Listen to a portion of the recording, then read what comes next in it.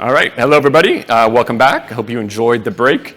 I'm Tim Kalads, and I'm a reporter and Streetwise columnist, so I effectively cover kind of financial services in Bay Street with the Globe, and I'll be moderating the next interview.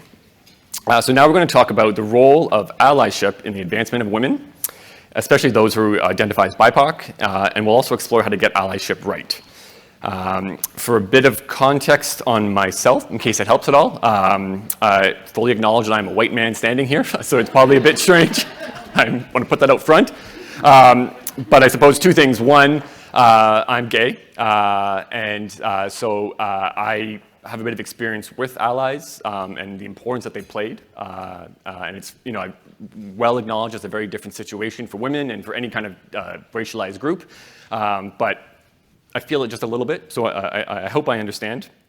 And secondly, for a bit of another personal connection, my mom was actually kind of one of the women in the 80s who kind of was part of that big wave of women who joined kind of the corporate world, became a vice president in insurance. And so I kind of grew up in this world where, like my mom was the breadwinner, and there's a lot of things I didn't think twice about because that's all I knew. And having covered a lot of kind of the rise of women and women on boards or lack thereof in my decade at the Globe, I guess I've been a bit surprised that we've had this huge stall in advancement for such a long time. So it's actually something I take quite seriously because of that personal connection. So I wanted to bring up and introduce our panelists along with me. So the first is Karen Sira.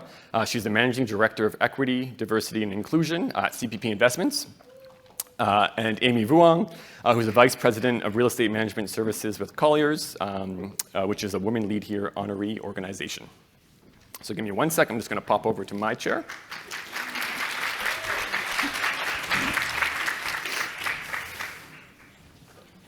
All right, I think I'm on screen. So the first question I have, and forgive me if it seems awkward in here because I'm talking to the screen and also to them at the same time. It might sound like a very basic question, almost a dumb question, but kind of going back to what I was saying before in introductions, why do we still have to talk about this? Because I feel, particularly with the word allyship or allies, that was one of the things that really caught on 5 years ago, 8 years ago, when there was kind of this latest wave of the advancement of women. And I guess maybe I'm a bit dumbfounded that it hasn't resonated enough just yet.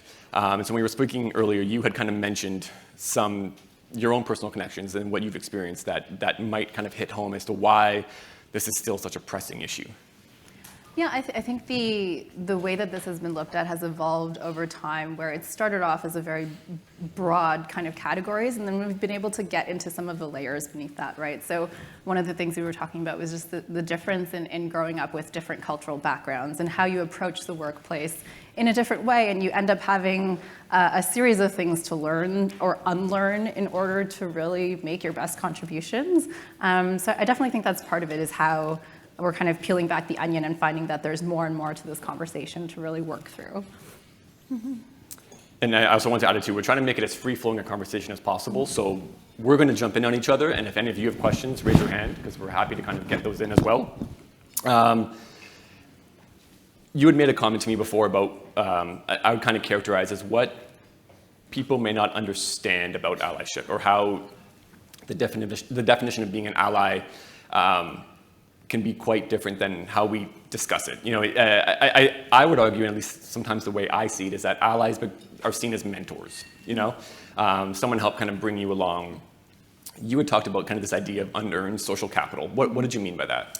So when we were talking, when we were talking about that, I think what's important to note, and even in the sessions that we've heard before, we've been talking a lot about identity as a whole, and I think it was Helena who talked about, her CEO and how he approached the world and things like that. And so on the one side, there's how he would see himself, and on the other side, there's how other people perceive you.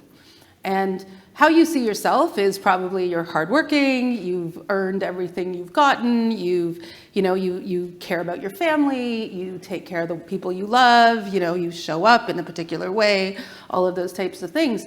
How people see you is a very different way, potentially. And so we've talked, even in the quotas /targets/goals/semantics of it all, discussion about about, really that's how are other people seeing you? That's what's driving the goals, right? Is how do other people perceive you? And so when I walk into a room, for example, people see a South Asian woman I like to think a young South Asian woman, but I think I think I've moved into the middle-aged South Asian woman at this point. I still have a 6-year-old, so that keeps me young. But regardless of that, when they see me, they're expecting something different. And so when we start thinking about that social capital is actually, there's money that ends up, so think about it as a balance sheet almost. There's all those things that you perceive about yourself that are your social capital, that you've built and you have on your ledger. And then there's all those pieces of social capital that you didn't earn. Maybe you did, I don't know. But a straight, white, able-bodied, cisgender man needs to know that there's a whole bunch of things that happened in his life because of all of those things that he didn't earn. And we can add to that the concept of having 2 parents at home, having food on the table, having parents who didn't abuse you, having people who prioritized education, all of those things. And so all of those things end up on our ledger. And so when you start thinking about all that unearned social capital that we were discussing, I believe that unearned social capital should be spent in the service of allyship. And that's how can you spend that unearned social capital in a way that's going to advance and lift up other people. And so we see this a lot, and the Catalyst research says that maybe this isn't the case anymore, but anecdotally people say, that queen bee effect where women don't lift up other women. And we were just having a conversation about in certain communities even that's even more pronounced. And I don't know if we do or not. I like to think I do, but maybe I'm perceived to not lift up other women. But if that's the case, then what can we do to say, I have this. I have 2 parents who adore me. I have a partner who would do anything for me. I didn't earn any of that. Well, I feel like I kind of earned my husband. Just give me a sec. Yeah. But if I didn't earn my parents. I didn't earn them. They just have really loving, strict, driven parents. So how do I use that energy towards propelling somebody else forward? The other stuff, and it's hard, right? Because if you have a balance sheet that's less than someone else, it's actually really hard to look at that person and go, it's empty. Oh, it's almost empty. I don't want to spend this on somebody else. I want to keep it for myself. But if we look at that as a leadership characteristic, you're actually then demonstrating leadership to those around you. And so that the return on investment becomes so much more. So that's sort of that concept of that spending your social capital in the interest of lifting other people up, not through mentorship, but also through support and speaking about somebody when they're not in the room and using your platform. I mean, I find it, thank you to all the men that are in the room right now. I don't want to diminish the importance of you being here, but it is quite upsetting that there aren't more men in this room to have this conversation to say, can you create that balance sheet for yourself and figure out where you can spend it? And in terms of kind of how to tangibly build off of that, because I find that that's where the breakdown tends to happen. And to be frank, it often happens with men because men are still often in the senior roles. Are there any tangible examples from your organizations or things that you just personally feel that can actually, be kind of a marker of like what an ally should do or how they've helped you? Because I think that there's actually this is my personal opinion, there's a lot of kind of small things that can make a huge difference. If there's a snide remark in a meeting, kind of like addressing that afterwards with you or addressing it in the meeting, inviting you to the meeting so that you were in the room where it happened, all that kind of stuff. Are there any examples that you can think of that really stand out? Because I do think that there are a lot of, to be honest, there are a lot of men who want to help, they just don't know. Mm-hmm. Mm-hmm. I think on top of what you were saying about social capital, there have been a lot of occasions in my career too where I've been lucky to come across people who have been allies. I think in the society that we're in today, a lot of those people tend to be white men, but I do consider that anyone who has the ability to influence the outcome has the opportunity to be an ally for someone else. And so I think I like to expand that idea of who can be an ally, really. Yeah. And like you're saying, Tim, really small things, right? I mean, our Canadian CEO does an excellent job in meetings of noticing when somebody's trying to say something and hasn't had a chance to say it, right? So you can be an ally by just controlling or influencing who has a chance to speak next or who's in the room with you. So those are, very small, kind of everyday, those are really cultural changes. And I think that comes back to your first question too, of why are we still talking about this? Is because it's not an HR movement, it's not, anything like that. It's a cultural change that we're trying to make. So it's taking a long time. Yeah, and if I can just add to that, I think everything you've just said is spot on. There was an example of this in the Obama administration where, as progressive as Obama appeared to be and all those things, he still had his boys' club, and there was still, part of the reason that we're still having these conversations is because we're all still talking to each other, right? So what happens? We go to a conference, we found out, somebody's on a panel, and they say, oh, my mentor told me to do this, and then you look at her and you say, oh, you have a mentor? I don't have a mentor. Do you have a mentor? Oh, now I need to go out and get a mentor. And so we're trying to fix ourselves through each other, rather than trying to engage the folks that are actually going to make this meaningful change for us. And so when we start thinking about, how can we lift each other up? In the Obama administration, this concept of amplification was recognizing that women's ideas were essentially getting co-opted by men and repeated back to them, and they were in turn getting credit. Yes, again, more familiar context for everyone in the room, I'm sure. And so what does that mean, though? It means that the women then said, okay, we need to actually redirect this conversation back over here so this woman is getting credit. It's not just women that need to do that, though. It's actually saying, like you, Tim, could actually say, wait, didn't Karen just say that? I think Karen just said that. You just said it in different words, but let's let Karen express a little bit more and unpack or flesh out the idea. And so I think that, for a very tangible thing, it's sort of recognizing, I hate the term microaggressions because there's nothing micro about them, but there is this sort of concept of how can we sort of redirect the energy to say, I actually need to take a step back, recognize all of the nice things that happened to me that have given me this social capital and spend it back, right? And see it as a leadership characteristic in turn. One thing I've worried about, in not just in allyship, but in the advancement of women in general, is the effect that COVID has had. Because, there's long been this chatter about how, when we were all in the office, you saw your boss more, all that kind of stuff. Now no one knows what conversations are happening, in the phone. At least in the office, it was kind of in the open somewhat, and everybody would kind of gossip about, what are they doing in there?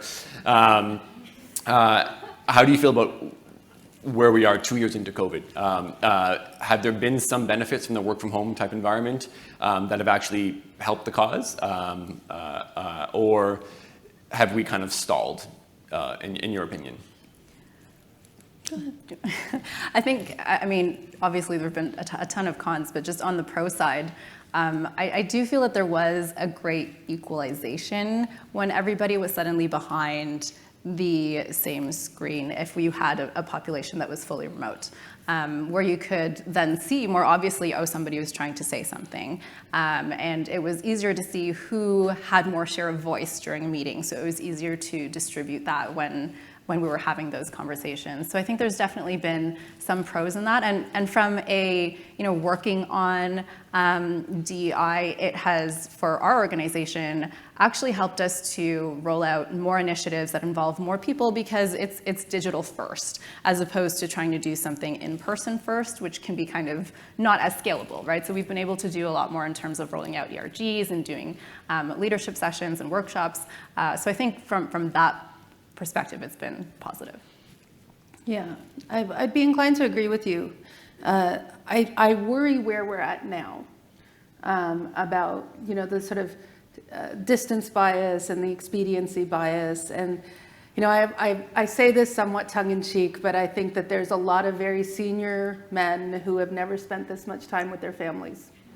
And so they are desperate to get back in the office. And as Helena said earlier, I think, they really need to step out of their own social location and say, like, what is the experience of everyone else? There was a great Economist article that essentially was talking about sort of the male ego and what happens when a man goes into the office, a senior leader. Everybody sort of makes sure they're wearing their suit, and they, make sure their hands aren't sweaty so they're ready to shake his hand. And, you can't miss that kind of stuff. As a senior leader, recognizing that there's so many senior male leaders in this country, I think we have to be really careful to say, like, we have to make sure that the ego isn't driving that return to office work, that it's actually saying what's best for the business, what's best for our colleagues, what's gonna, I hate the language of the great resignation, it's the great reshuffle, but that great reshuffle, it costs a lot to acquire new talent. And so I think we have to be really careful. And I know that women are saying, wait a minute, my life, as I said before, I have a 6-year-old.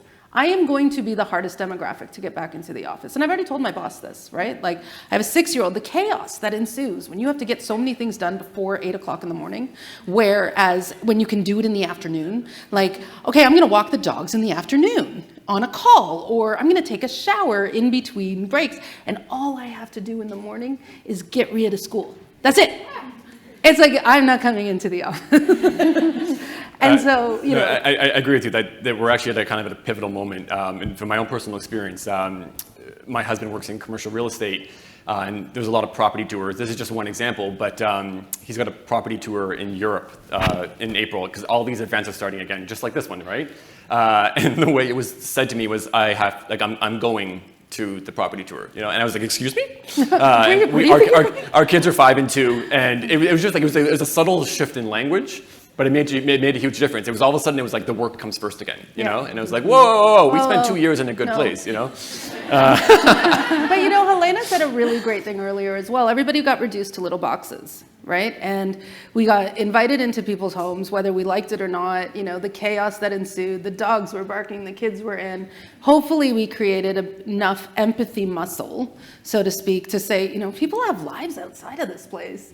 That hopefully, and so what we're trying to do at CPP Investments is lock in the wins of COVID, saying like, okay, we suddenly had Teams available to everyone. It was seamless. Everybody had remote working capabilities. Even our trading floor, Bloomberg terminals in homes, like all that stuff kept happening. Why would we completely rewind? Recognizing to the points earlier today that some work is done in person, and there is some value of creating a team and having fun and all of those things together in the shared space. But actually, if we're able to take a model of saying, as a global organization, if you take a step back and say like, well, the folks in London have actually been working remotely the whole time, because they're still having to call into a Toronto call. They're still having to work different hours to accommodate all of those things.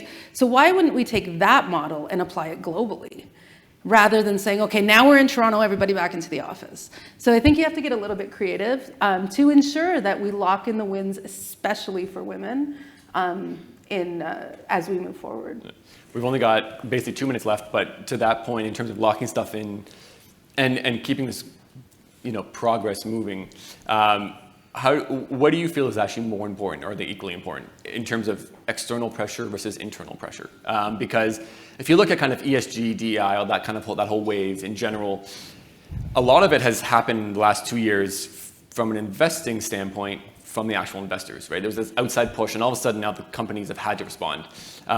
For a lot of these kind of more social elements, cultural elements, do you think it comes down to kind of employees taking a stand and saying, like, this is it? Or our internal voice is limited, and a lot of it has to come from external pressure, through the media, through, I don't know, whatever outlets there are.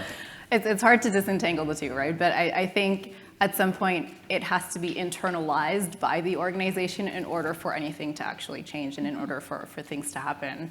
As we go back into kind of this hybrid work, I think it's highlighting some new and different biases that are coming up. It's kind of broadening how we see DEI, so that we're also looking at different work styles and how are we accommodating different work styles, or if somebody is more introverted, participates differently in meetings, how do we help to make that happen?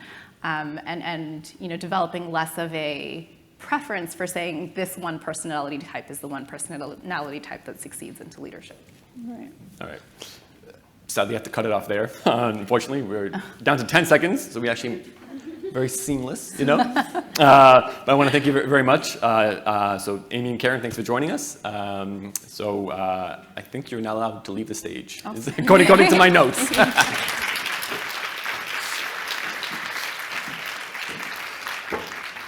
And I'm up here just for a few more seconds because before our next discussion, we have a short video that features another Women Lead Here honoree organization. Let's take a look.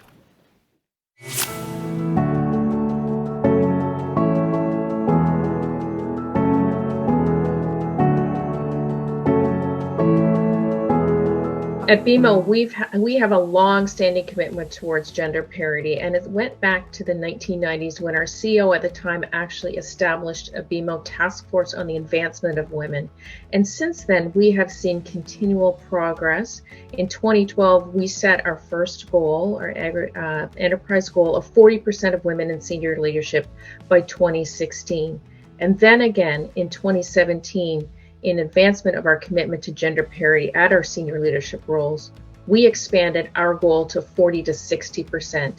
And we are so pleased at the end of fiscal 2021, we were at 41.2% of senior leaders being held by women. And in 2020, when we take a step back, we launched our Zero Barriers to Inclusion 2025 strategy. This strategy builds on our two previous multi-year strategies focused on diversity, equity, and inclusion. Gender parity is extremely important, along with a set of additional diversity and inclusion metrics, which is a key focus of our 5-year multi-year diversity strategy. Today, our goals cascade to each line of business to create a consistent focus on gender parity and all our diverse segments. In addition to gender parity, we are focused on intersectionality and ensuring women of color, women with disabilities, women who identify as 2S LGBTQ+, and women who are Indigenous are all represented.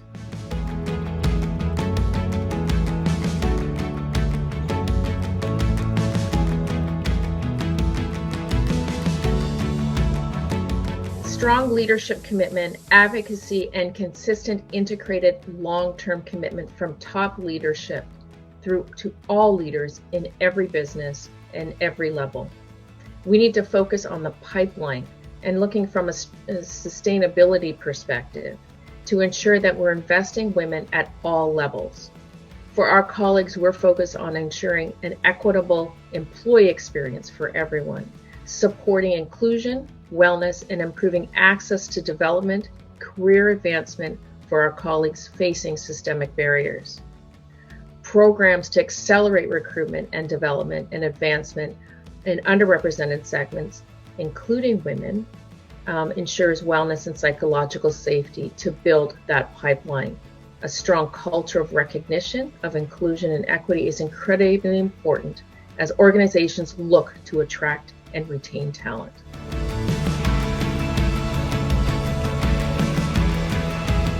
The BMO Alliance for Women is one of BMO's 16 employee resource groups. It's a community of employees who champion inclusion, connection, development, advancement, and the support of women for the betterment of BMO's business, communities, and culture. We currently have about 4,000 members across the organization focused on finding allies to support the advancement of women in their careers. We have divisions in Canada and the US with 17 chapters and 2 affiliates across the organization. And really, they contribute to our gender parity by creating an environment where everyone, all of our employees can participate in activities to build leadership capabilities, elevate their personal brand, and develop new skills.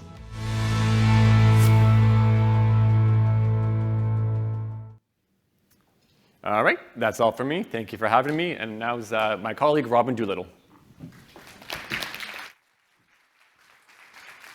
Hello, everybody. Do you guys need to stretch? Do you want to stand up? Are you feeling okay? We're all out of practice of how to act like adults. If you want to stand up and take a bit of a stretch, I listen better when I'm stretched. Karen, I did have a huge chuckle listening to your comment about all the men having to spend so much time with their children and just desperate to get back to work. I have never been so excited to come to work. 2 and a 4-year-old at home for 2 years. I mean, they started as a baby. Anyway, we are talking today, okay, you can all sit down now, you're all stretched.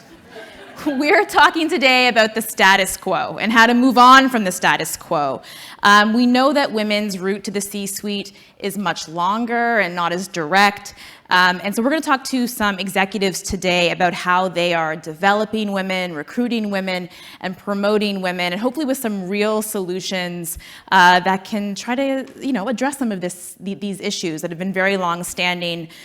This is something that I, along with the team at the Globe, spent many years actually as part of our Power Gap investigation that we did last year, really digging into this, where we looked at all different types of workplaces and sectors, particularly academia, the public sector, medicine, corporate Canada. Not surprisingly to anyone in this room, women were underrepresented at virtually every level.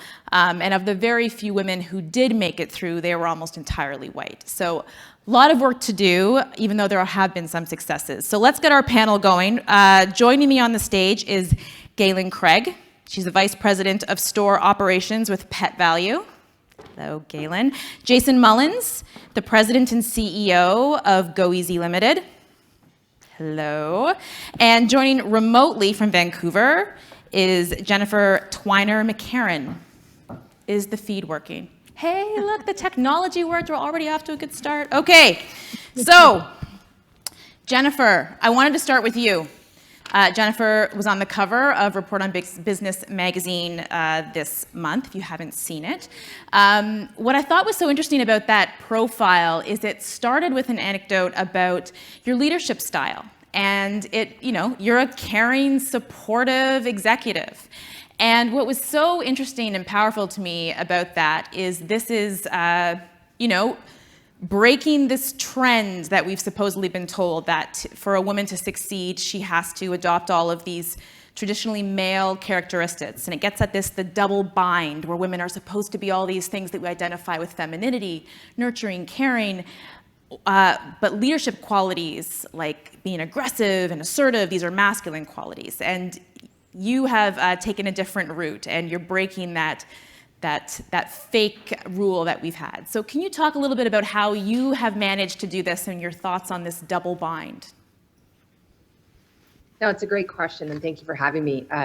Certainly, I think I'm a huge proponent of women advancing, and the more female leaders you have, the more that will come up throughout, because if you can see it, you can be it. And as I worked my way up, sort of from a mailroom type of scenario, I realized what was motivating me was just the people. The key to our success as a company was people, and creating a safe environment where nobody felt like a number, where mistakes were allowed, so that innovation could occur. And really knowing in every fiber of my being, the only reason we are ever successful is because of the people, and honoring that in each and every turn, and being the type of leader and being on leadership teams where we're working for the people. And I've seen the results of that. The bottom line falls in place when that's the case. People feel more safe to be themselves. And I believe that women feel safer to step forward. Did you ever find challenges in kind of battling these gender stereotypes, or is it just the bottom line speaks for itself? No, certainly there's been challenges battling the gender stereotypes, and I've had advice, at certain times in my career: be tough, be aggressive, come out like a lion, or whatever.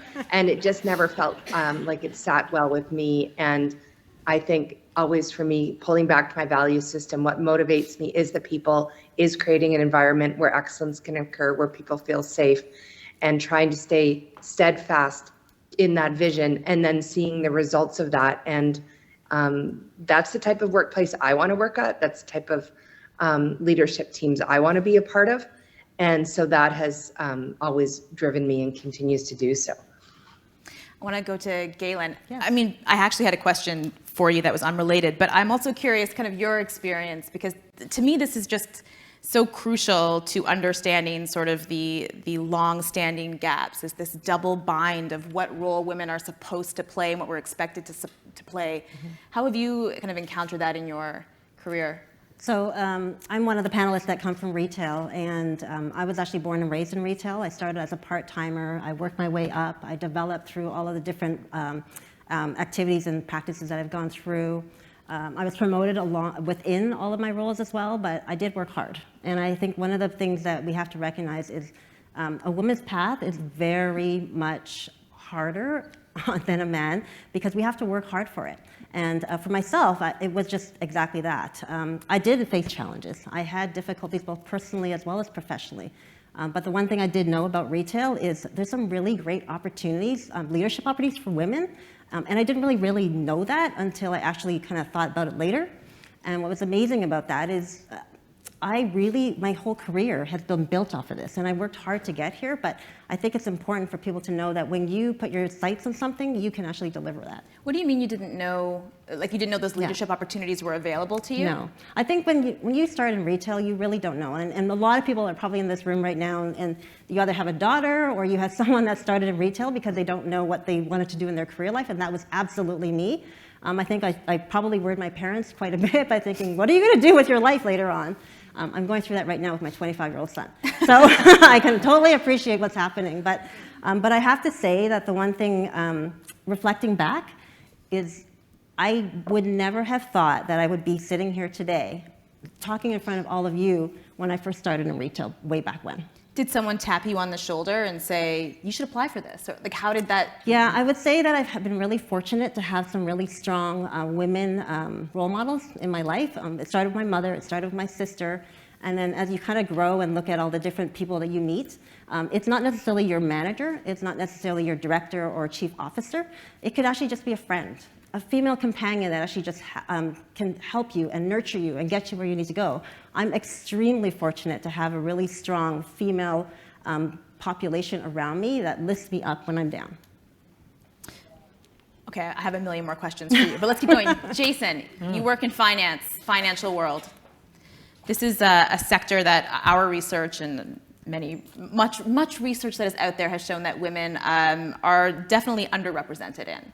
How is your company grappling with that fact? Like, what are you guys doing to kind of get over that?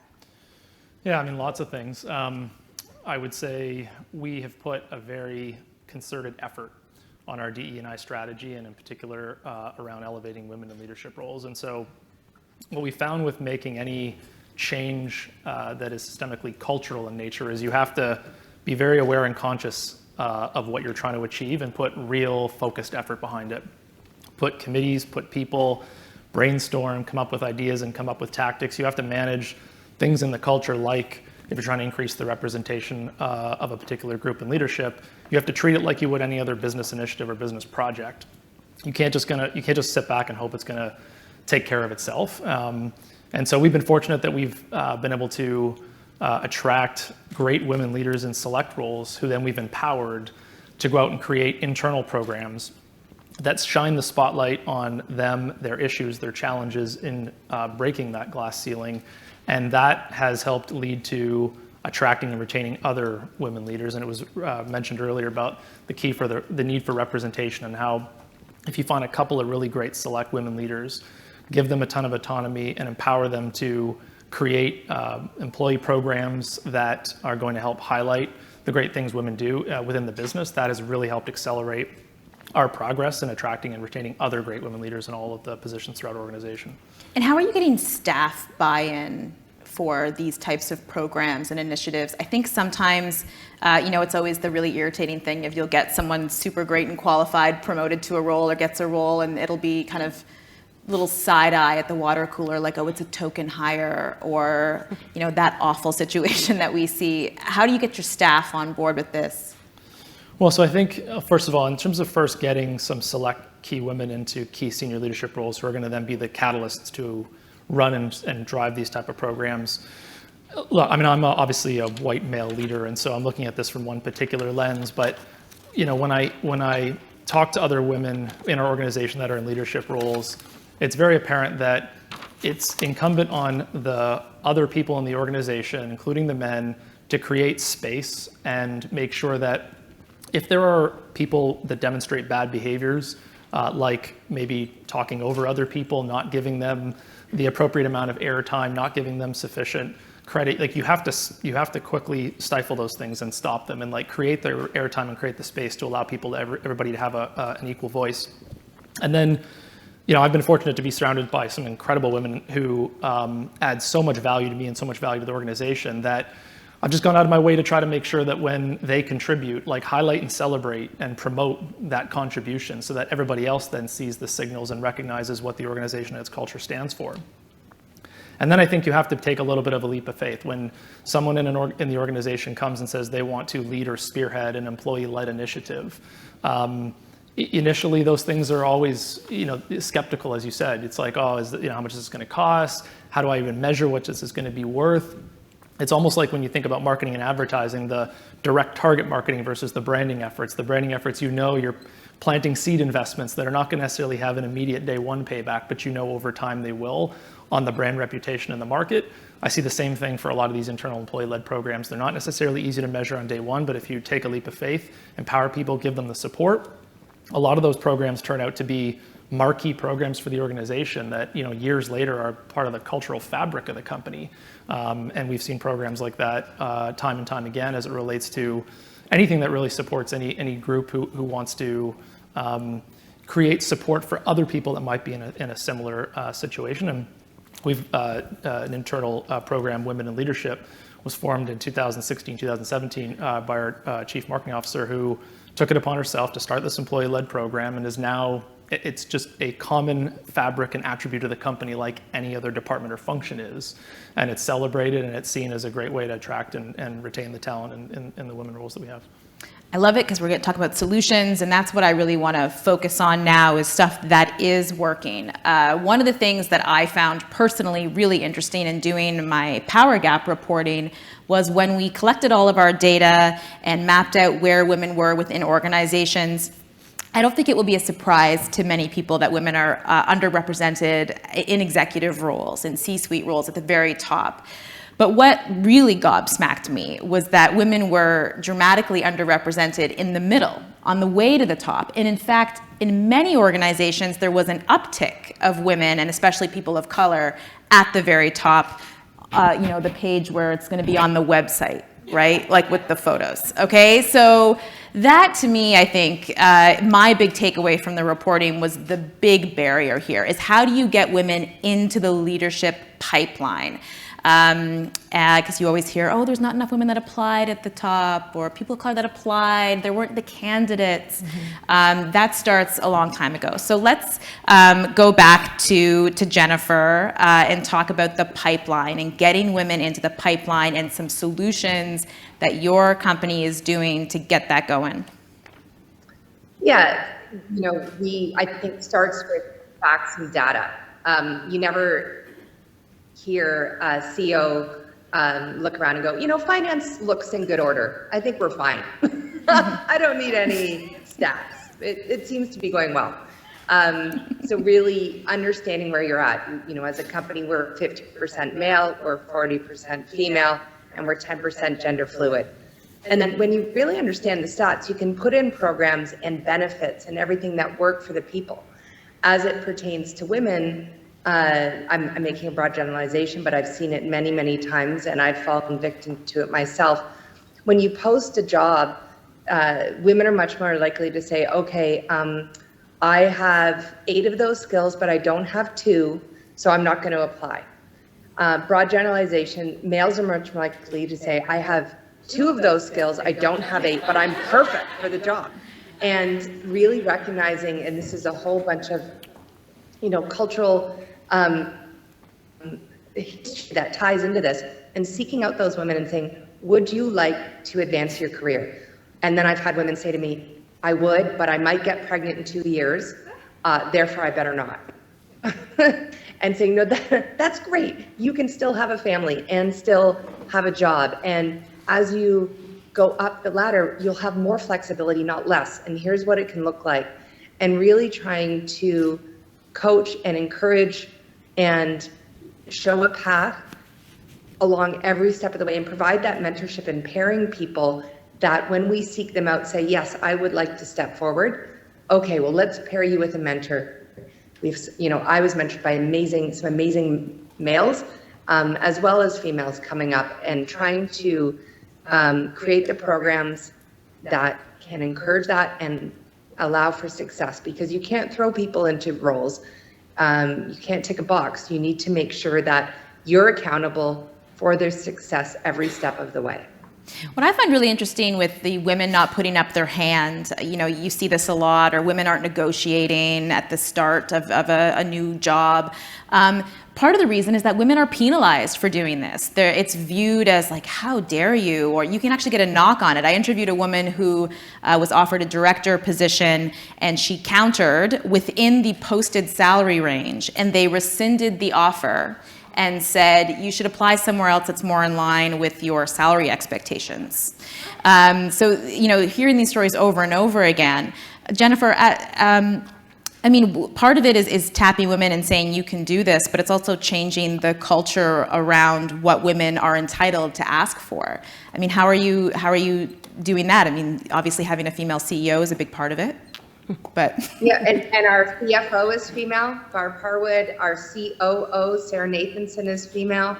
We're a full C-suite of women who believe in and champion the mission and understand on every level what obstacles we've come up against, and trying to make everyone aware of our own unconscious bias. We do, anyone who joins our company instantly has unconscious bias training, diversity and inclusivity training, because understanding where you're at, and we all have that, the influences with which we make decisions, and fully understanding on every level the benefits of having a diverse and inclusive leadership team, of middle management team, of hiring the right junior set, and how it benefits the business. Once people really truly understand that different perspective is healthy.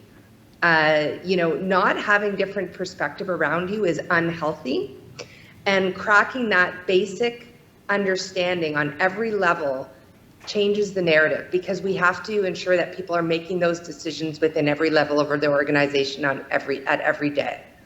That is the training that we start with when we join, and that's what we push forward in every situation. in about 10 minutes, I'm going to open up the floor to questions. So if you're hearing something and have a question, write it down so you don't forget. We'll go to Galen.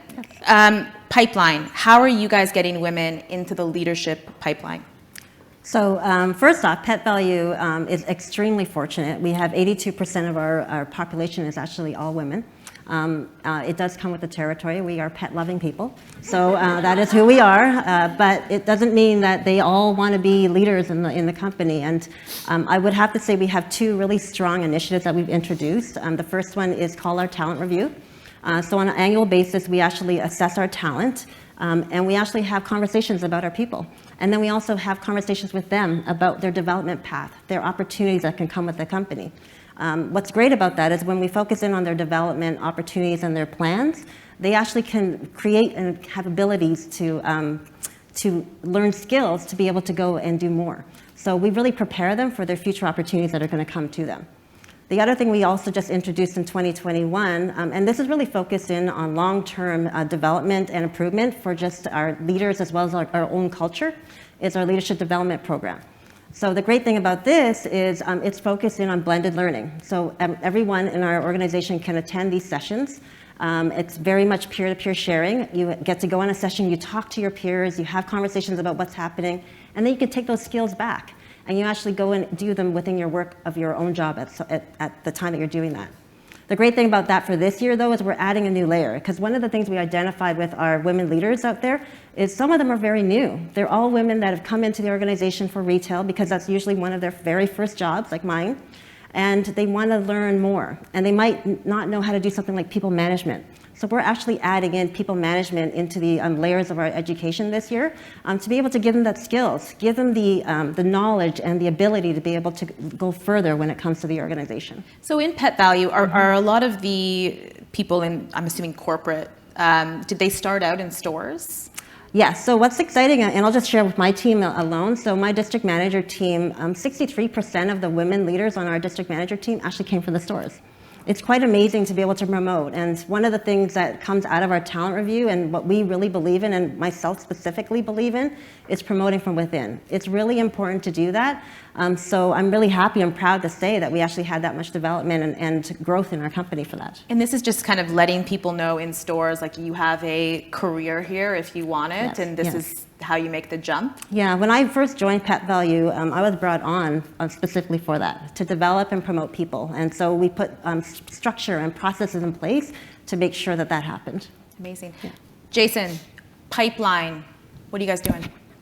So a couple things. One, the comments mentioned earlier about how in certain particular industries or maybe certain functions, there's a bias towards it being more male indexed. I think if you really are truly going to take the position that you celebrate and appreciate the diverse perspective that a wide, diverse group of people can bring, including the voice that a woman brings to the role, then you need to make sure that in the functions and the jobs that are going to be more male biased, you're prepared to take some risks, you're prepared to go out on a limb and go and find the best female talent you can possibly provide. And then what you quickly realize is as you bring them into those select roles and functions where perhaps they're more dominated, a lot of times they end up being surrounded, because those functions are more male dominated, with more males, and then their voice, I think, actually speaks even louder and more impactful because they have such great and unique perspective. And so doing things to make sure that in the functions or in the industries in which that selection might not be there, going and finding that women talent, I think has been as excellent. And then that has, for us, become a bit of a flywheel. Once we see candidates are now applying for positions that were typically unrepresented in the past, we start to see we get more applicants and more people are willing to step into the roles in an organization because they see other women in these types of positions. I think the other thing we've done is tried to stay very performance-based, and so making sure that biases are removed in decision-making as it relates to promotions, as it relates to increases, as it relates to being given assignments for leadership on special projects, because we look specifically and solely at the performance, the sheer quality of the contribution and the quality of the work. And you need to literally be able to be in a position where you can take the name and the gender and off the page and just look at the sheer tangible results. And the more performance-based that we are, the more we realize that in every single role, in every single function, women are rising to the top in terms of their level of contribution and performance in every way, shape, and form. And again, that's allowing us to make sure we stay narrowly focused on hiring, recruiting, and promoting the best people for the job, and it equally is women. One of the things that I did want to talk about, so thank you for the wonderful segue, about performance-based. I saw this a lot in academia with the compounding effect of success and how you account for that fact, that a person's resume, it gets easier to build your resume the more opportunities that you have.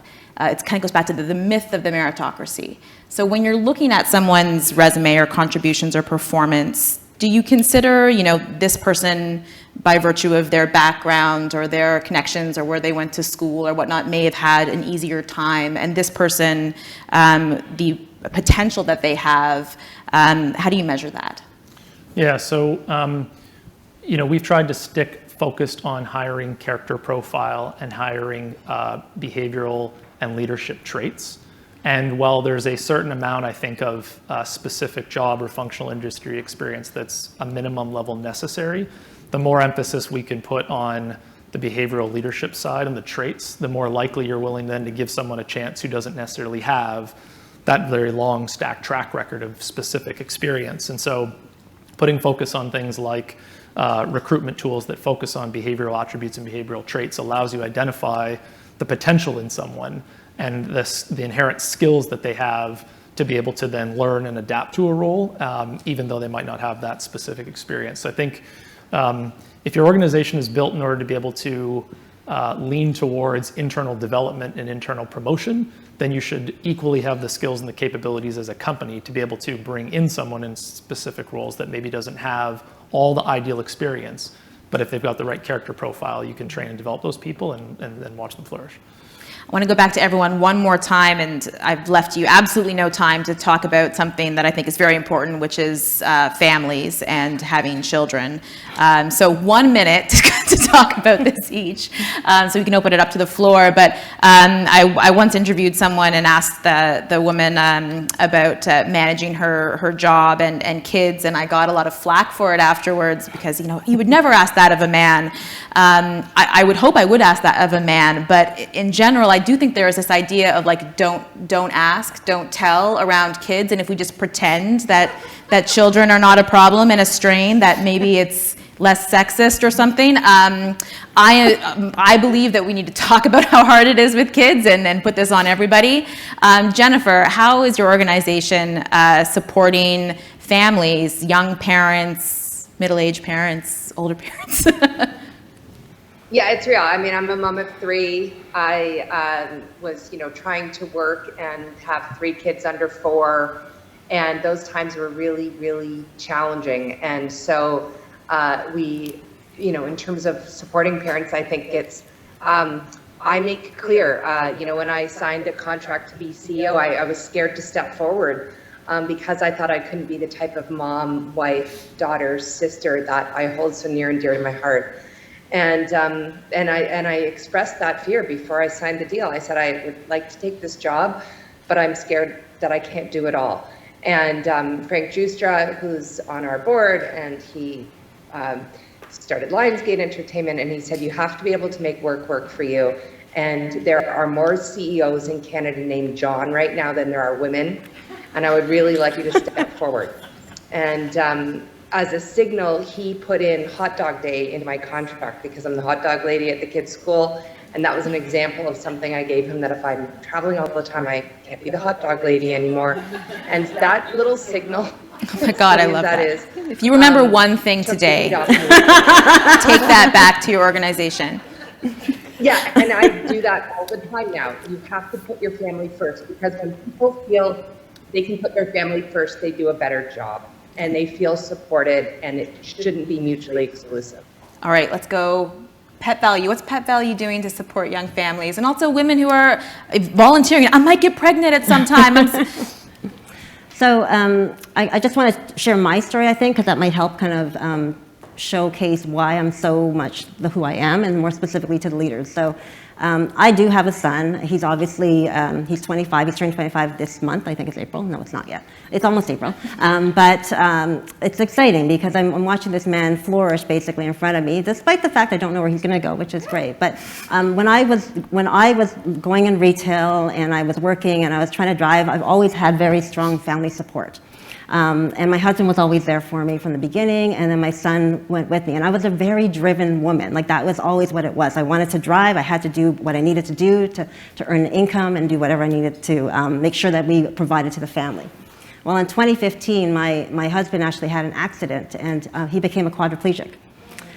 So that was devastating alone. That was very difficult for me because we were basically a family of 3, and it was now on me. So I have extreme empathy for all women in our organization that have family, that have other challenges that they have to face. And it's important to me to know and support them. So I listen. I encourage them to do what they need to do, but we're also always there for them as well. So we have a very flexible working environment so that allows that, but I really do really do have compassion for everybody. Jason? Well, first of all, I think get comfortable having the conversation. To your point, there's a little bit of a stigma, like it's not an appropriate thing to discuss. And as a male leader, it gets even more uncomfortable because it's like, oh, if I ask this question or I probe or I inquire, is that What's your reflect? reproductive plans? just for fun, just for fun. Totally. Yeah. You know, it can be challenging. It can be uncomfortable, and so. But I think it's like anything. Get comfortable being uncomfortable, so that you can have an open dialogue. And in all the cases where I've tried to then open a conversation, I'm always met with such a positive response where there's an appreciation for opening the dialogue and having the dialogue, and then the conversation gets flowing, and you realize, actually, wow, I'm going to learn a lot from this conversation about how I can be a better leader, how I can be a better manager and support this person. And then two, just, and hopefully the acceleration of remote and hybrid work is going to aid in this way. But, that flexibility, as it's been talked about here already, that flexibility to allow the women who are inherently burdened with more responsibility, more commitment when it comes to family and home life, there's no doubt about it, you can't hide from it. So what can you do to help create more flexibility in the way that they work, where they work, the hours that's being worked, so they can try to just do their best they can to try and manage the extra responsibility you have to create that balance. Okay, gonna go to questions. We've got about 6 minutes for questions. Does anyone have a question? Jason, what are your reproductive plans? Okay, that was just a test. Right here. Hi, thank you so much for all the candid discussion. It was a very enjoyable day so far. I was just curious to the panelists, whoever would like to answer, has being able to harness the power of women become a competitive advantage for you in terms of the hiring landscape? By having been successful in that, is that begetting more success in that realm? Has harnessing the power of women been a boon to your organization? Yes. Eeny, meeny, miny, mo. I'll just open with saying yes, for sure. We've been fortunate that we've been able to elevate numerous incredible women into C-suite roles, and subsequent to that, we found it has then been easier to attract new women talent into the organization at director and VP roles. And there's no doubt about it. I'm convinced that there's an element of the representation there and the confidence that brings in attracting women talent into the organization, knowing that they then have the same career potential in the organization that they could anywhere else. So for sure, the answer would be yes for us. Anyone else questions? Blue.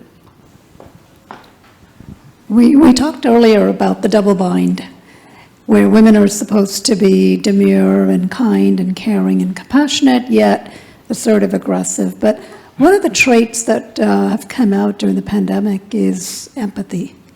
And it's become such a winning trait that women naturally carry that skill set. But we don't seem to hear a lot of talk about that being a competitive advantage for women leaders. What are your thoughts on that? I could probably take that one. Yeah. So I just want to talk a little bit about pet value in terms of our culture. So one of our culture and overall is called our R4 paws. Get it? The paws with the pet. So our 4 paws are built off of 4 foundational pieces. One is safety, the other is compassion, the other one's expertise, and the last one's efficiency. And there's not a lot of companies that would actually put compassion as part of their overarching culture. So it's really important for us to do that because we've actually seen women thrive in a compassionate environment. It enables us to be our authentic self. So it's really amazing to be on that journey with this company to be able to say that we lead by our 4 paws. That's adorable. Yeah. So just to go hand in hand with the recruitment that you're talking about, and sorry, I've forgotten your name, Jason, and talking about increasing representation, what mechanisms have you put in place to ensure that those women have an exceptional experience and that the organization is able to retain them? I.e., how do we avoid people saying you're only here because you're a woman? So I think as you bring women leaders into the organization, creating direct mentorship relationships with other women that have been successful and can help them navigate successfully through some of the challenges that even in our organization, I think any great organization are still going to inherently exist, because as evidenced by the need to have these conversations, we clearly have not extinguished all of the biases, all of the precedents, all of the challenges.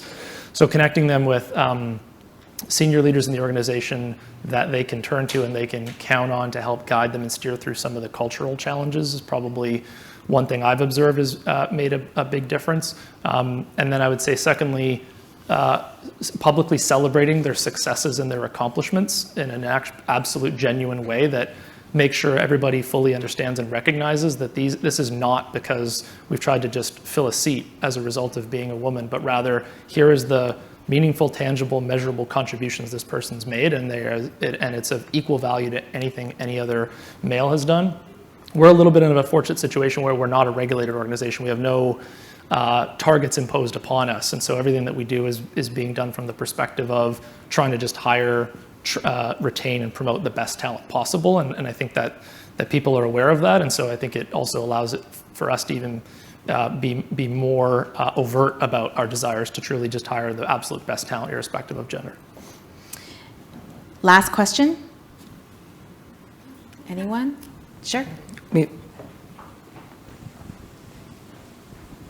Thank you so much. I appreciate your conversation and furthering women and whatnot, but what I haven't heard is the thought that you put into the intersectionality of women and women identifying. So what are your companies doing with that and from that perspective to ensure that it's not just promoting women, which is great and a core component of DEI, but ensuring that you have the intersectionality as a crucial consideration? We'll go to Jennifer for this maybe. How is your company putting intersectionality at the forefront of this conversation about promoting, developing, retaining women? Yeah, I think that's a great question. And it ties in again to understanding our statistics and realizing where everyone's at. And in terms of intersectionality, making sure we're serving the needs of all employees and recruiting accordingly. We have targets for each role, and we, try to hit those targets in terms of hires and do what it takes to make sure that we're getting there and having the right training in place and mentorship. We'll put people into positions of all different, gender, race, how you identify, and then have mentors sometimes in the background. So we invest financially as a company to make sure that people, when we put them into a role, not only have the role, but that they're set up for success. Tying back to what Jason said, we do a lot of screening for those softer skills. You may not have the credit. It's very hard to find the right credits when you're trying to diversify. But if you can find the right soft skills, then we can work on, build on that. And we know in every fiber of our being, we're healthier by having all those different perspectives around the table. Perfect. Thank you so much. We do have to leave it there. Please join me in thanking Jennifer and Jason and Galen. And thank you for those of you who asked questions. You may exit the stage. Thank you. There's probably still some cookies and free stuff around the corner. Before our next discussion, we do have another short video featuring another Women Lead Here honoree organization. Let's take a look.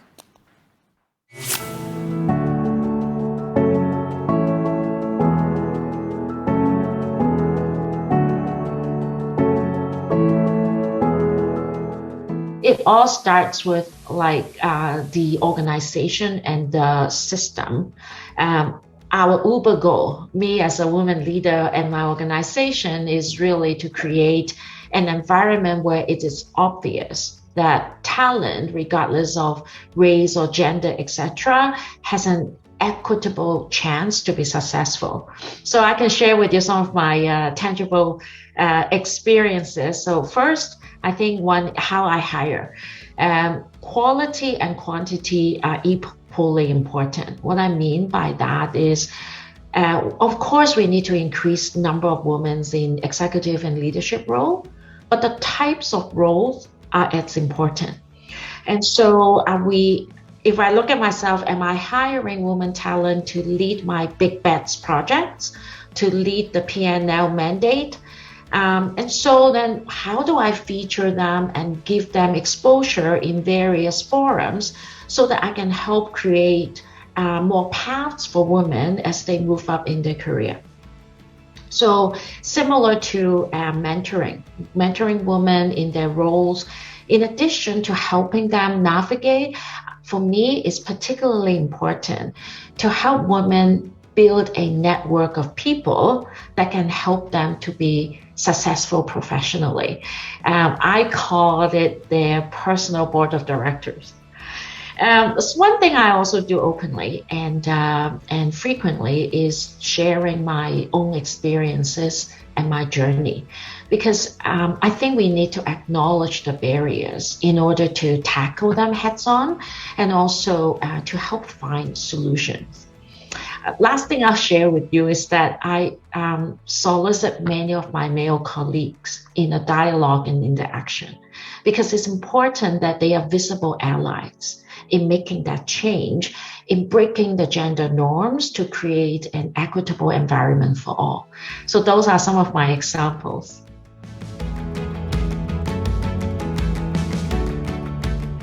So the Bright Woman program is 100% employee-led and voluntary.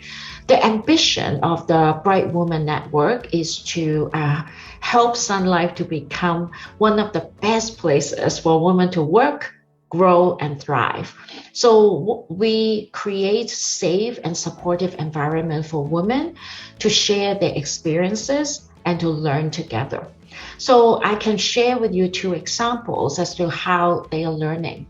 One example is a mentoring program where we assign external coaches to our director level and AVP level women talent to help them with their career development. The second program is called Taking the Stage. This is about helping women better understand the gender norms, or that shape, or I would say continue to shape leadership styles and communication styles, and more importantly, helping them how to break through the norms. And so those are the examples.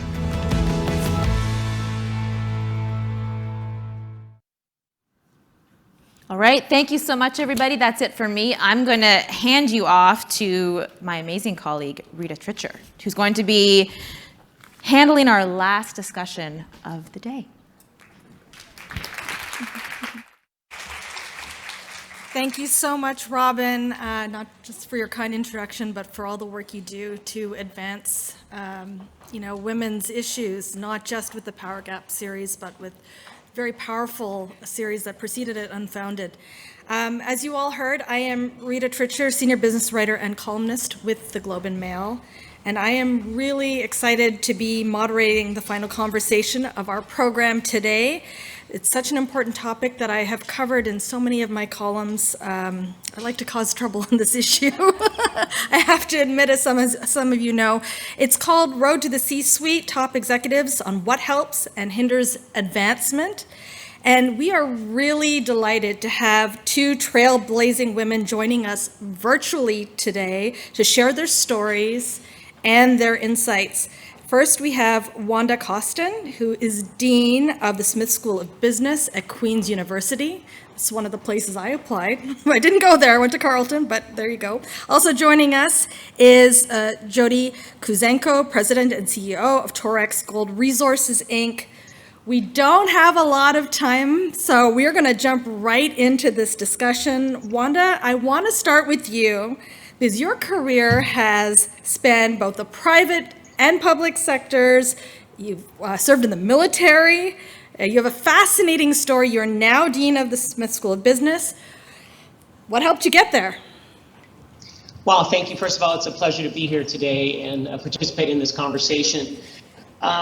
Really, in terms of what helped me get to where I am, I refer to Angela Duckworth's grit, right? Just intense perseverance, a willingness to try and take risk, to do things that I'd never done before.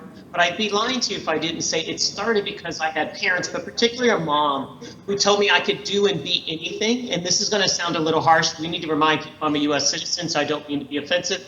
But she literally said to me, "You don't need a man."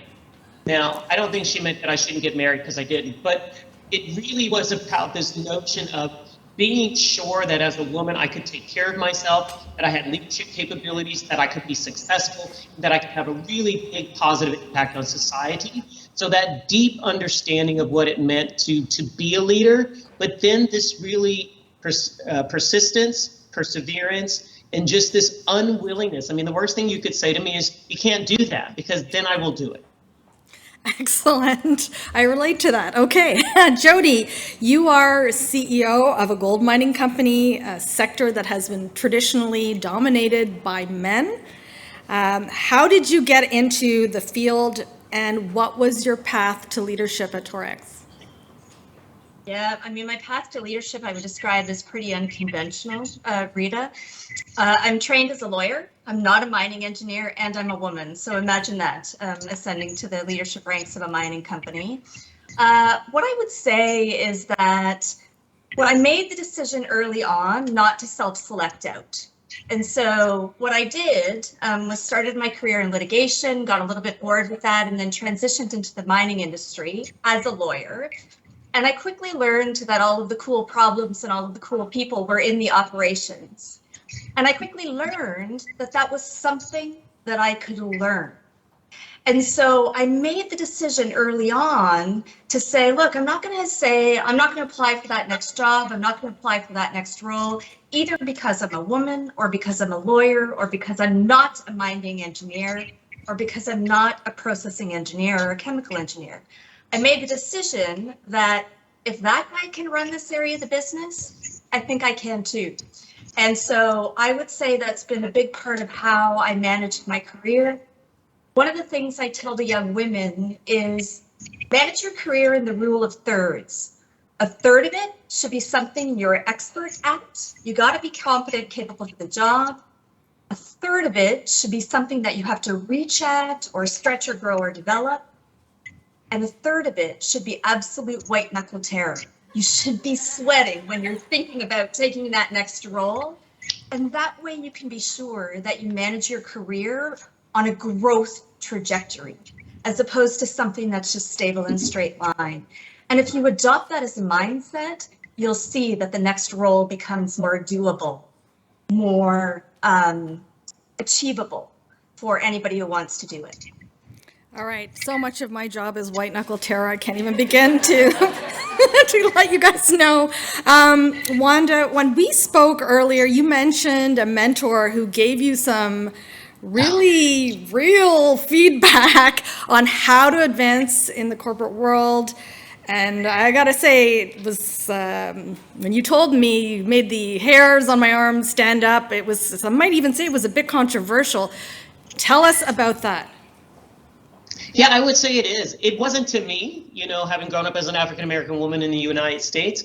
But when I used to tell this story to my students, they were like, you've got to be kidding me, that's racist.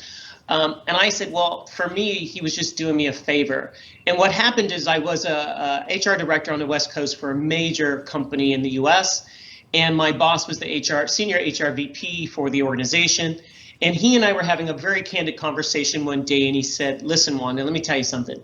Anybody who meets you sees that one day you could be a CEO. It's obvious. Like you have the talent, you have the passion, you're smart. This can happen. What you need to understand is you have to make us comfortable enough to invite you into the club. And people are shocked by that. Now, I'm a former athlete, and I read a book long ago as a young manager that talked about work as the field of play. And it literally built this field and said, what area are you in? But I'm a sports fan, so I understood that right away.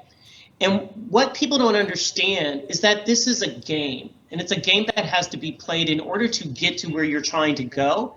But we don't recognize that there are unwritten rules of the game, unspoken rules of the game, which manifest themselves in the social networks that people and leaders have that tend to be rather exclusionary. It's a thing called homophily, which means people like us are connected. And the only way you can get in, strength of weak ties, like there has to be a weakness there that you can plug in. And all he was saying is, you have the talent, but people don't see it. So you have to adjust yourself somewhat so that we feel comfortable with you. And as an African-American woman, I mean, this is true. Who are we kidding? The angry black, it happened to me a couple weeks ago, by the way, even here at Smith and at Queens, where someone's feedback to me was characterized. I had to say to others, you do realize that's the angry black woman mantra right there. That's not who I am. But people put you in these boxes. I was grateful because what he was teaching me is, how do I need to present myself? We must be aware of how people are perceiving us. We know this. All leadership jobs are about influence, and we get work done through other people. But if people don't buy in, if people don't think you're authentic and honest and have a sense of integrity, they're not going to do what you ask them to do. So he was really enlightening me on what it takes. But it's also key because in general, when women and visible minorities achieve these leadership roles, we change the traditional rules of the game to be more fair and equitable and transparent. And that's what's key. But I wouldn't be here today if I didn't have success in the very traditional male-dominant sectors that I worked in that showed that I had what it took to be in this role today and now change the rules of the game. So I think that's critical. I have to say, when you told me that story, my mouth hit the floor because I don't know that I would have handled it so well if someone had said to me, "You have to make us feel comfortable to let you in." I mean, I'm still. How did you do that? Like, I think women of color really want to know. Like, BIPOC women really want to know. How did you restrain yourself on that? Well, it was easy for me because the truth of it is, I wanted to grow my career, and I have always had this sense of comfort that I could, this is going to sound pie in the sky, rose-colored glasses, this is real for me. I do what I do because I think I can make a difference. I think I can make the world a better place. I'm about impact. The whole reason I came to Smith in Queens is our principal who believes that institutions of higher learning could have a significant impact on society. I believe business can have an impact on society. The only way that happens is if I get to be in that role to affect change. And so anybody who's willing to give me candid feedback that helps me be better, that helps me have a greater impact, I'm doing it. I'm here today for a couple of reasons. One, I love the Globe and Mail, but also this is my favorite topic. But third, to be honest with you, I never say no. My assistant hates that. She goes, "My God, you're blowing up your calendar." The whole reason I do that, let me be clear. My whole time coming up, I've always been the lonely only. There's never been someone like me in all these positions and companies, including at Queens right now. There has never been an academic leader at this level at Queens with my background, my experience, my expertise, my skill, my competencies, ever. And guess what? If I don't say yes, there are people in the panel right now that are sitting there, participants, who've never seen someone who looks like them in a position of power and authority and decision-making capability. You can't be it if you don't see it. I have to show up. I have to be authentic about who I am. I'm the same person I was, but I have to be willing to take feedback and recognize that sometimes I have to adjust who I am to get buy-in and to accomplish the long-term sustainable goals I desire for my organization. I can't do that if I'm too arrogant or too, "Oh, I don't have to do that." Yeah, you don't. You also don't have to get that job, right? Okay. So I'm all about impact. So if I want to have an impact, understand the rules of the game and then change the rules of the game to be more transparent, equitable, and fair. All right, well, I have to admit, I like to make people feel uncomfortable sometimes with my columns. Okay, all the time. I really enjoy that. Okay, Jody, we hear that many women self-select out of leadership roles. What made you go for it? What advice do you offer to other women coming up behind you? I mean, you already talked about your rule of thirds, which I think is excellent, but you also talked about something called the 0% Club when we talked about earlier, so maybe you could talk about that as well. Go ahead. Yeah, sure. And so when I talked about the 0% Club, that is my encouragement for organizations to be thoughtful and deliberate about systems and metrics and targets they put in place if they truly want to advance women into leadership roles in the company. And so there is a really big propensity and a big bias to get to what I call ultimate or end of pipe metrics or end of process metrics. So you want to see women in leadership roles? Well, let's make a metric about how many women we have on boards in mining companies, or how many women we have on the executive team in mining companies. That is a metric. It's an approach. But what we do at Torex, and it has stood us in very good stead, is looked at what I would describe as in-process metrics. In process on recruitment, in process on selection. And that's what metrics are designed to do, right? They're designed to incent behaviors that you want to see and discourage behaviors that you don't want to see. And so when I think about recruitment, we are intentional at Torex about recruiting women into roles that groom them then for leadership positions. And in mining, this inevitably is operational roles, roles that touch the metal and the money. That's how we talk about it. That's how you get to be groomed for a leadership position. We had a very specific program on this. I won't spend too much time on it, but we recruited specifically in the middle of nowhere, Mexico, and Guerrero, Mexico, women to be haul truck drivers for 90-ton haul trucks. There's no reason on earth that these women can't drive these trucks. You need dexterity. You need some familiarity with instrumentation. You don't need a strong back. You don't need big muscles. You need to be able to have finesse and drive a truck.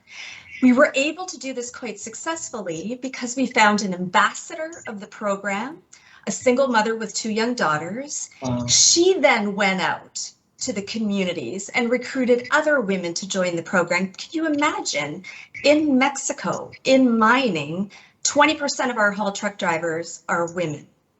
And then I want to talk a little bit about this idea of the 0% club. This is about metrics and targets that expose behaviors we're looking to discourage. And mining, I hate to say it, is a bit of a club. Most people in leadership positions are white male engineers between the ages of 45 and 65. Nothing against this group. It just happens to be that most people in leadership positions are of this demographic. And there is a very powerful bias to hire from the club. Hire your friends, hire people you know, hire people that you worked with. And when I talk about 0%, I would like to see 0% of hires from the club. That's all. Just create the space for some other demographic to apply. For women, for racialized minorities, for other people that you would not expect. Create the space for them to apply, and then be serious about the criteria that you need to place people. We hire for competence and capability and character and curiosity. I don't hire for competence or connections. I think in society, we tend to mistake competence for competence. Those are 2 totally different things. And so the message for me is to be thoughtful organizationally about in-process metrics and in-process targets that you place to generate the desired behaviors and limit the behaviors that you don't want to see. That's fantastic. As I told you earlier, I think we need to rethink how we cover this issue actually at the Globe. I like this idea of 0%. I know it's a play on the 30% club, but you know, it's something that we really need to think about. Okay, Wanda, you have said that you weren't necessarily part of the club either, so can you expand on that? Yeah, I mean, I think the key piece that we all need to focus on is how do we add value, right? Too frequently we're talking from a deficit perspective, or what I call the tick box exercise. It's much as Jody was saying, we are looking for specific capabilities, skills, competencies based upon who has been successful in the past in that role, when in fact they're just proxies for someone's capability. What I'm talking about is broadening that array. And instead of saying, well, they didn't go to the right school, well, they don't have this specific type of expertise, instead saying, but how do they add value? How do they contribute to the organization in ways that are not happening right now where we are? And that becomes a target for how we want to bring people into the organization. We really fundamentally have to begin to shift and change how we assess we think has a right to be in our organizations. That's really what it comes down to. And we're using our own experiences as proxies for success, when in fact, they're not really good proxies for success. Okay, so there's a question that is really, really important around increasing the representation of Black, Indigenous, people of color, women in executive roles. You both feel very passionate about this issue. So tell me some of the things that you are either doing or think that need to be done to increase the representation for BIPOC women. And we'll start with Wanda. Okay, yeah, because both of us are like, who's going to go first, right? So this is what happens when you have very assertive, strong women on your panel. So for me, it literally is trying to tease apart and really zero in on what are we really looking for, not proxies. What are we really looking for? And I've had some very wonderful conversations with my faculty colleagues who are really committed to affecting this change. And what we've talked about is, are you aware that you are making some assumptions about common experiences, where for people who look like me, that was not my experience. Let me explain to you what most of us are going through. And the number of faculty colleagues who were shocked that there were a whole complement, for example, of graduate students, doctoral students, who were not being treated the same as they were in their doctoral programs, with academic leaders who were paving the way for them to have research and experiences that would help them. They're not there. So we first have to educate people to get away from this belief in this meritocracy. There is no meritocracy, folks. I'm sorry, it doesn't exist. It's just, here's how I was successful, so that means everyone else has to go that same route to be successful. It's not true. And we have plenty of evidence to suggest that. I was listening to the panel earlier and people talking about performance ratings and hiring based on performance metrics. Here's the sad news. There's research out there that suggests that, believe it or not, women get higher performance ratings, but are rated lower in leadership potential. I want that to sink in for a minute. Higher performance ratings, but lower ratings on leadership potential. That's because in our mind, what a leader looks like doesn't look like us. We have to change that and get really into the fundamentals. So for me, it's really about acknowledging that there are many different pathways, but it's also in honoring those different pathways and focusing on how do we ensure that those different ways of entering into these roles are welcomed and celebrated. And then people are respected for bringing different perspectives into the room and not being viewed as, well, that's this hire, right? I'm not the diversity dean, I'm the dean. Right? Yeah, I hear you. I hear you. You have to make room at the table, but you also need to let us speak.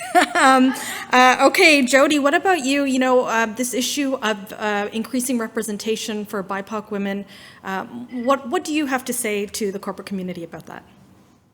Yeah, I'd have to echo a lot of Wanda's comments there. And I do think it's back to this point about setting intelligent in-process metrics on recruitment and selection. And the other one I would add to that is retention. There is a whole bunch of evidence. McKinsey just put out a study that talked about not only do we not have women in the mining industry, the women that were getting into the mining industry, they're not staying. Well, why aren't they staying? And this is what this study says. I actually wrote down some of these stats because I think they're actually telling. 50% of women say the type and variety of work. Well, isn't that interesting? Well, then why don't we have rotational programs for women? You're here in this role, we're going to move you to this department, to that role, so that you stay. 37% of women say pay inequity. Don't get me started on this one. Look at your payroll. Make sure you cut the data based on gender, make sure you cut the data based on other criteria, and make sure you're paying by level and complexity of role. That is a simple problem to solve. 42% of women say unequal opportunities for advancement. And this is back to Wanda's point. You might come in, but you won't get promoted. Well, why is that? Because you don't look like everybody else who has been promoted. So on that, I think it's important to have mentorship and sponsorship programs. And the last one, and this one I think is the most perplexing, 10% of women in the mining industry leave because they say they just don't fit. Wow. They don't fit. What does that say about the culture that's been created in the mining industry about needing to be a fit? I abhor this term, cultural fit, in hiring criteria. What I look for is a cultural contributor. As we weave together the fabric of the Torex culture to actually achieve outstanding business goals, who is going to contribute in new, innovative, creative, inspiring ways. And so not everybody needs to look like each other or think like each other to make that happen. Yeah, you're right. The term cultural fit, that's just a very broad-based excuse to uphold a systemic discrimination on so many levels. So I want to thank you both for your absolute real talk on this, really frank commentary, and for fighting for change, right, in the business community. This is such an important topic, and I'm glad to see that you're spearheading change. Unfortunately, we are going to have to leave our discussion there. There's so much more we could say. I could go on and on. So please join me in thanking Wanda and Jody for joining us today.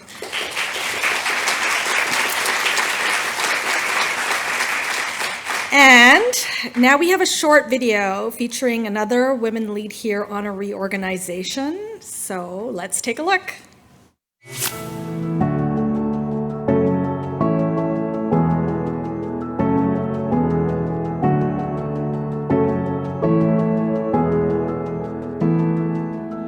We need to focus our attention in a different way.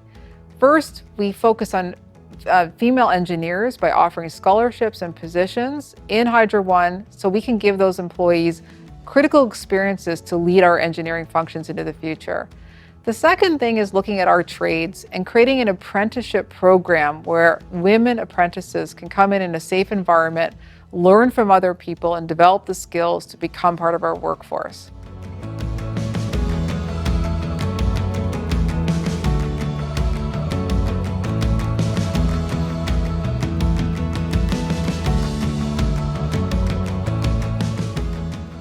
Grow your female pipeline. We have to give junior women in the organization critical opportunities to compete. That means looking at what's going on in the organization. What are your major projects? What are your major initiatives? And ensuring that you have a focus on the type of talent you're putting on those. It is an easy bet to look at your female population and actually say, I'm going to take you out of your day-to-day job or give you a stretch assignment and give you a critical experience you might not otherwise had. It's our obligation as a corporation, all of us, to give people experiences that they may not be able to get themselves, to create those opportunities for people so they can compete in the future. And that is our commitment at Hydro One.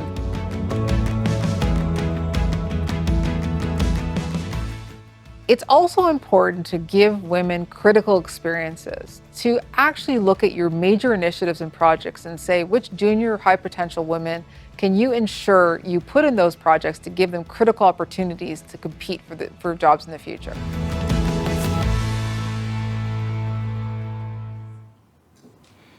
Okay, great. So this brings us to the end of our program. I would like to thank all of you for joining us today, whether in person or remotely over the internet. Dawn mentioned earlier our wonderful sponsors of today's event. I'd like to also recognize our academic partners. They include the DeGroote School of Business at McMaster University, the Haskayne School of Business at the University of Calgary, and Smith School of Business at Queen's University. And now I'd like to invite those in the room to join us for a networking reception. Thank you again, everyone.